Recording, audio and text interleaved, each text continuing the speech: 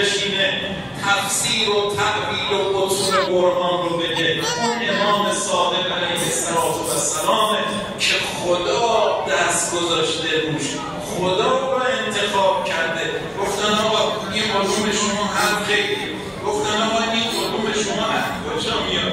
حضرت فرمود نحن حجت الله، آقا ما حجت خداییم، خدا ما رو حجت خودش قرار داده و امناء علی خلقه، امین خدا در بین خلق ما هستیم.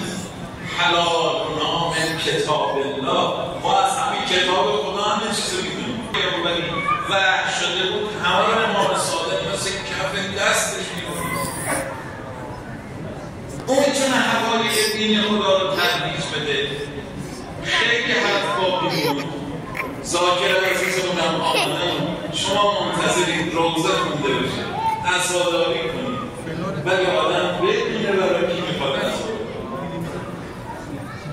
جرم امام صادق ترویج دین خدا این یک جرم.